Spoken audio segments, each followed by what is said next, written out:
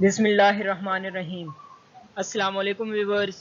My name is Fazle Rahim and you are watching Fazl Academy.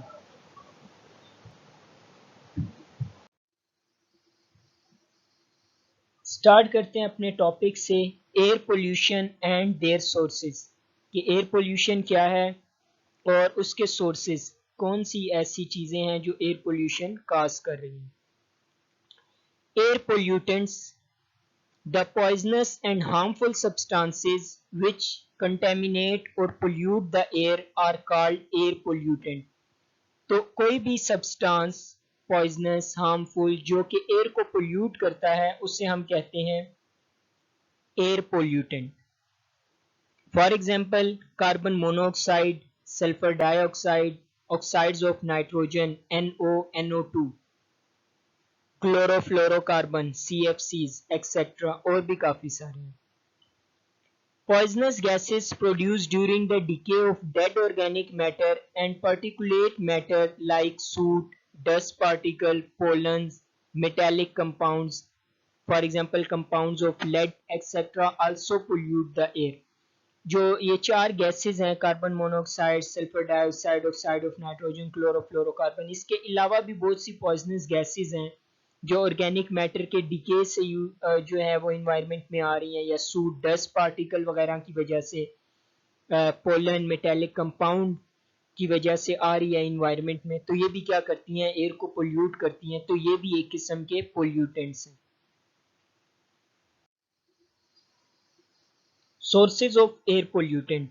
अब air pollutant जो हमारे पास ये gases और इतनी सारी चीजें थी जो एयर को पोल्यूट कर रही थी, ये आते कहां से?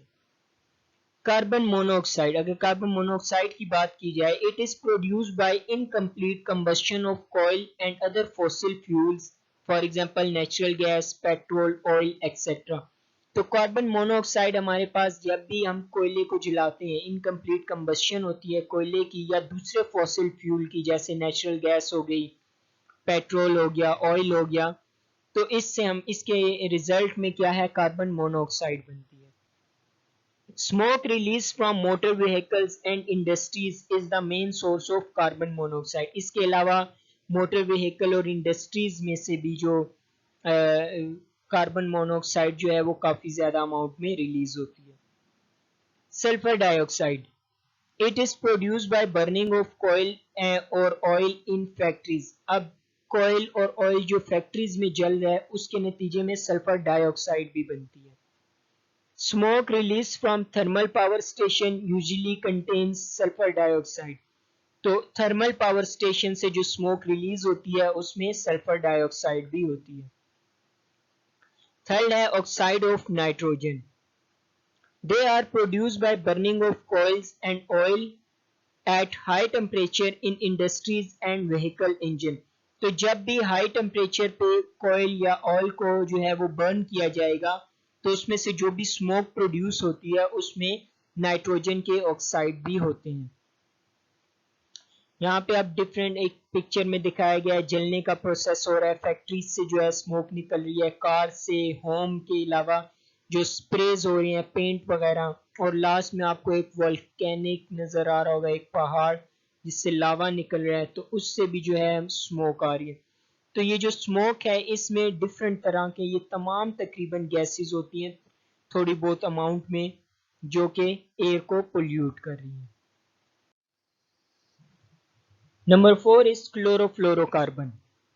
They are the compound which contains chlorine, fluorine and carbon atom। अब क्लोरोफ्लोरोकार्बन्स जो हैं वो ऐसे कंपाउंड्स हैं जिनमें क्लोरीन होता है, फ्लोरीन होता है, इसके अलावा कार्बन होता है।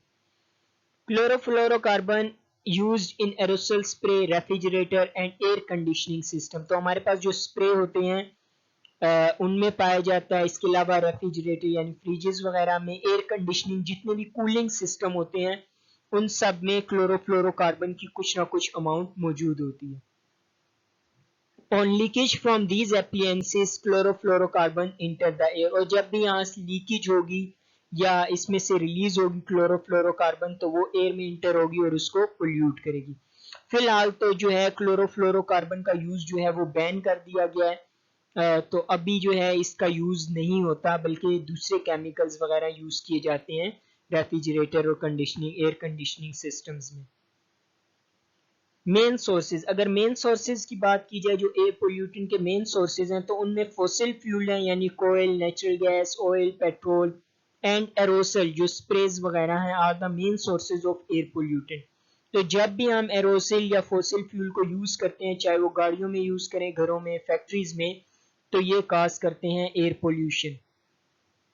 नेचुरल सोर्सेज की बात की जाए तो नेचुरली जो एयर पोल्यूशन काज हो रही है वो हो रही है rotting vegetation and volcanic eruption are natural sources of air pollution.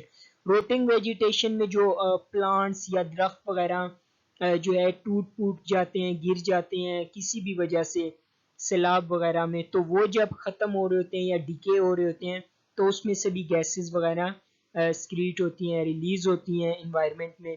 और वोल्केनिक इरप्शन, ये जो लावा वाले पहाड़ होते हैं यानी जिनसे लावा निकल रहा होता है, तो वो भी नेचुरली है, उसमें से लावा निकल रहा है और उसकी वजह से जो स्मोक निकल रही है उसके साथ साथ वो एयर पोल्यूशन काज कर रही है। ये हमारे पास व्हीकल्स से धुएं निकल रहे हैं, इसके अलावा फैक्ट्रीज हैं, इंडस्ट्रीज, उसके अलावा हमारे पास थर्मल पावर स्टेशन है और ये एरोसल स्प्रेज वगैरह हैं जिनमें क्लोरोफ्लोरोकार्बन होती है।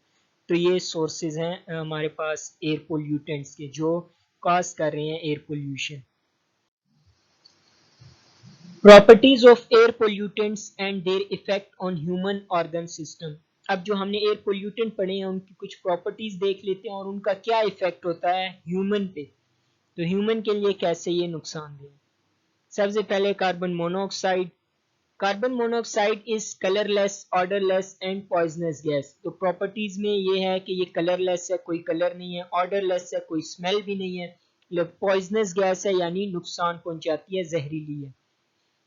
It affects the human organ system badly and causes headache, brain damage and respiratory problem. तो अगर हम इनहेल करते हैं ऐसी एयर जहाँ पे कार्बन मोनोऑक्साइड हो तो वो हेडेक भी काज करेगी, इसके अलावा ब्रेन को भी डैमेज करती है और रिस्पायरेटरी प्रॉब्लम भी होती है यानी सांस के मसले भी हो सकते हैं। When carbon monoxide reaches our blood, it binds with hemoglobin and reduce its oxygen carrying capacity. तो पहले बात कर लेते हैं हीमोग्लोबिन की। हीमोग्लोबिन हमारे ब्लड में एक मॉलिक्यूल है, प्रोटीन है जो कि ऑक्सीजन कैरी करती है यानी ऑक्सीजन को हमारे तमाम बॉडी पार्ट्स तक पहुंचाती है। लेकिन जब कार्बन मोनोऑक्साइड आ जाती है हमारे ब्लड में तो क्या होगा कि कार्बन मोनोऑक्साइड हीमोग्लोबिन के साथ बाइंड कर जाएगी और जो ऑक्सीजन होगी वो फिर हीमोग्लोबिन के साथ बाइंड नहीं करेगी। तो इसलिए हमारी जो बॉडी में है वो ऑक्सीजन की कमी हो जाएगी क्योंकि हीमोग्लोबिन अब ऑक्सीजन को कैरी नहीं करेगी बल्कि कार्बन मोनोऑक्साइड को कैरी करेगी। और कार्बन मोनोऑक्साइड जो है वो काफी जहरीली है कि अगर बहुत ज्यादा देर कार्बन मोनोऑक्साइड में सांस ली जाए तो मौत भी हो सकती है। Number second, oxides of nitrogen. Nitrogen के ऑक्साइड्स में oxides of nitrogen are all toxic gases. तमाम जितने भी इसके ऑक्साइड्स हैं वो टॉक्सिक हैं। They dissolve in rain water and to cause acid rain. इसके अलावा ये एसिड रेन काज करते हैं रेन वाटर के साथ डिजॉल्व होकर। They have severe effect on lungs and damage them. इसके अलावा लंग्स पे जो है ये काफी इफेक्ट करते हैं, इसको डैमेज कर देते हैं। यहाँ पे आपके पास oxides of nitrogen burning from fuel at high temperature. हमने पहले भी बात की थी जब भी फ्यूल बर्न होगा हाई टेम्परेचर पे तो हमारे पास ऑक्साइड्स ऑफ नाइट्रोजन जो है वो रिलीज होंगे। Sulphur dioxide. Sulphur dioxide it is a colourless gas with irritating smell. अब ये कलरलेस है लेकिन इसकी स्मेल जो है वो इरिटेटिंग है। It dissolves in rain water and cause acid rain. ये भी नाइट्रोजन के ऑक्साइड की तरह रेन वाटर में डिजॉल्व होकर एसिड रेन कॉज करती है। Exposure two sulphur dioxide causes breathing difficulties, pneumonia, lungs cancer etcetera. तो अगर हम सल्फर डाइऑक्साइड में सांस लेंगे तो हमें सांस में मसला होगा, इसके अलावा निमोनिया हो सकता है, लंग्स कैंसर भी हो सकता है। ये सांस फॉर एग्जांपल पिक्चर में आपको दिखाया गया है, गाड़ियों से निकल रहा है, फैक्ट्री से निकल रहा है, तो ये हमारे लंग्स को डैमेज करता है। Severe respiratory problems such as asthma, chronic bronchitis, degraded lung function, तो इसके अलावा जो है रिस्पायरेटरी सांस में मसले हो सकते हैं, जैसे अस्थमा हो सकता है, क्रोनिक ब्रोंकाइटिस, ये भी फेफड़ों का यानी लंग्स की एक डिजीज है। और डिग्रेडेड लंग्स यानी लंग्स जो हैं वो डिग्रेड होना शुरू हो जाएंगे, ख़त्म होना शुरू हो जाएंगे, और कैंसर भी काज हो सकता है। जैसे ये एक इन्फेक्टेड लंग्स दिखाया गया है, असल में ये होता तो रेड है, लेकिन इन्फेक्शन की वजह से या सल्फर डाइऑक्साइड की वजह से ये ब्लैक सा हो गया और आहिस्ता आहिस्ता ख़त्म हो रहा है। कार्डियोवैस्कुलर डिजीज, इसके अलावा कार्डियोवैस्कुलर डिजीज यानी दिल की बीमारियां हो सकती हैं।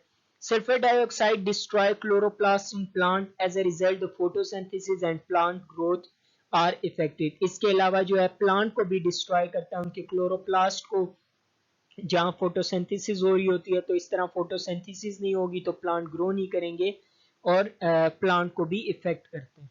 तो इसके काफ़ी सारे नुकसान हैं sulphur dioxide. Thanks for watching. Please like, subscribe and don't forget to press the bell icon for more informative and video lectures. Stay tuned. Allah Hafiz.